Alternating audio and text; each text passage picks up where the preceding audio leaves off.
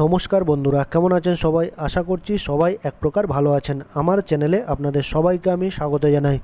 আরও একটি নতুন ভিডিও নিয়ে আপনাদের সামনে আমি আজকে উপস্থিত হয়ে গেলাম।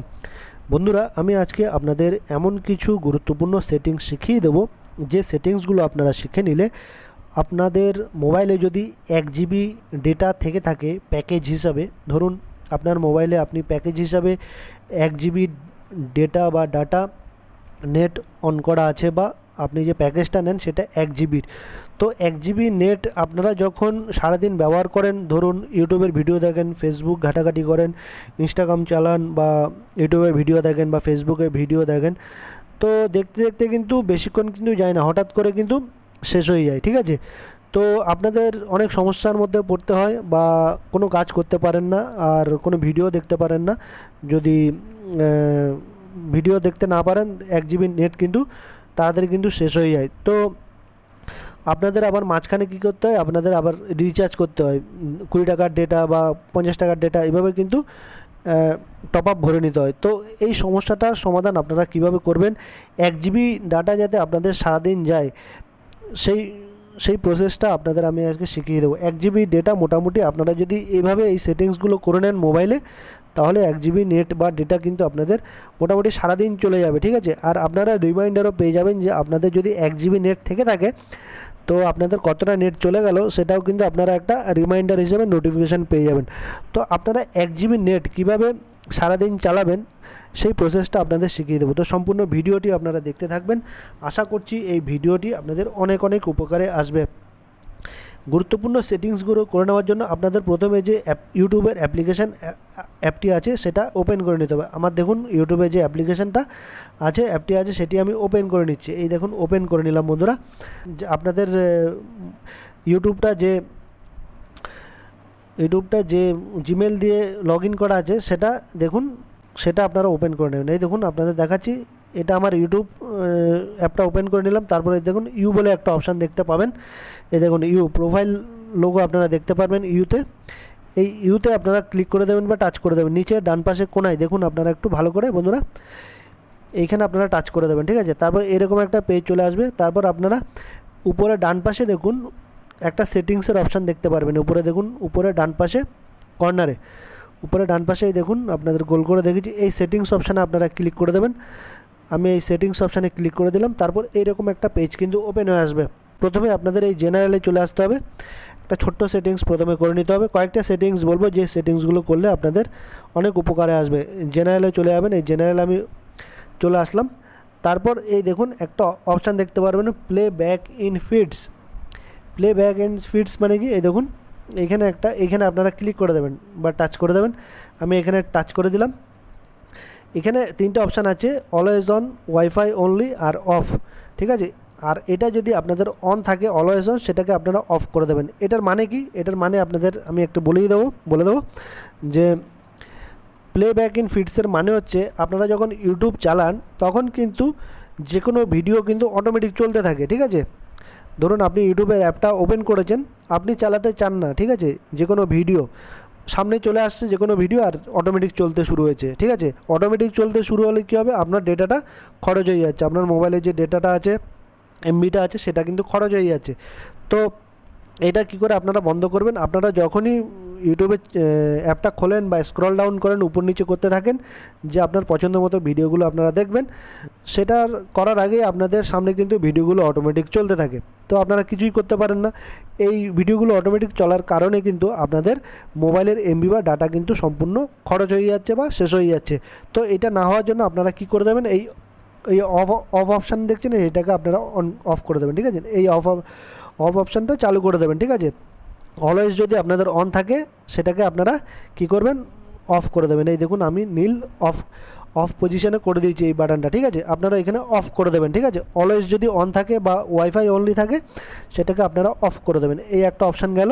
এবার আপনারা আবার ব্যাক করে চলে আসবেন। ব্যাক করে চলে আসার পরে নিচের দিকে একটু চলে আসবেন, একদম নিচের দিকে নিচে চলে আসবেন। দেখুন ভিডিও অ্যান্ড অডিও প্রেফারেন্সের নিচে একটা অপশান দেখতে পারবেন, ভিডিও কোয়ালিটি প্রেফারেন্স।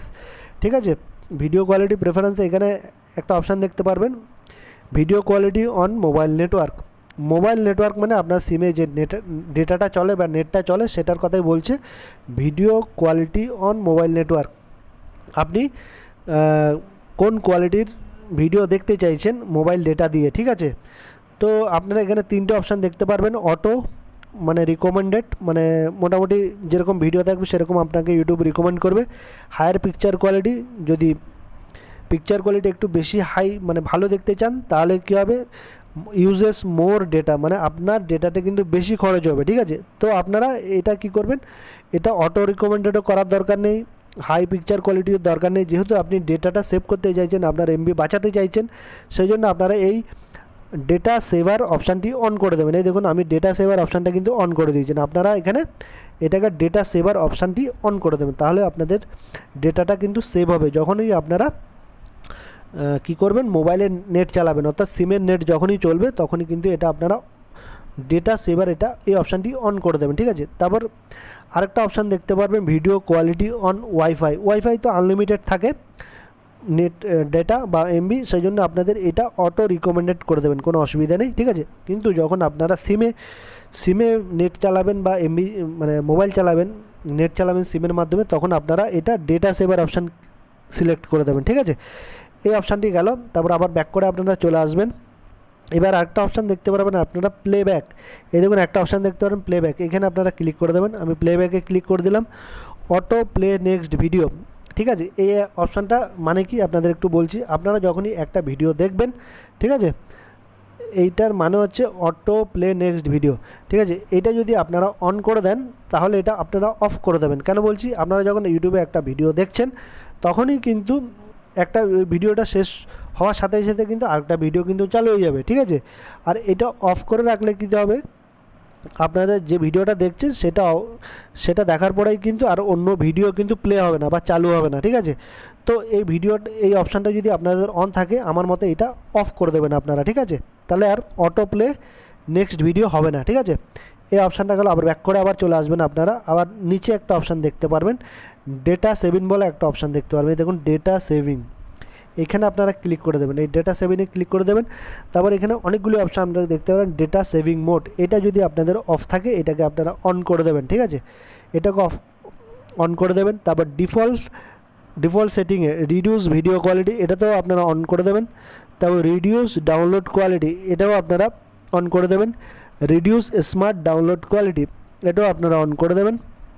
তারপর আপলোড ওভার ওয়াইফাই অনলি, এটা আপনারা অন করে দেবেন, ঠিক আছে। এই অপশানগুলি আপনারা অন করে দেবেন, ঠিক আছে। তারপর আরেকটা অপশান আপনাদের আমি দেখাবো, একটু চলে আসবেন নিচের দিকে। এই দেখুন ডেটা মনিটরিং অ্যান্ড কন্ট্রোল, এর নিচে একটা অপশান দেখতে পারবেন। এই দেখুন মোবাইল ডেটা ইউজেস রিমাইন্ডার, মানে আপনার মোবাইলে ধরুন 1 GB আছে, ঠিক আছে। তো আপনার রিমাইন্ডার রাখতে চাইছেন যে ধরুন 500 MB খরচ হলে আমাকে একটা নোটিফিকেশান দেবে যাতে আমি আরও 500 MB বাঁচিয়ে রাখতে পারি, ঠিক আছে।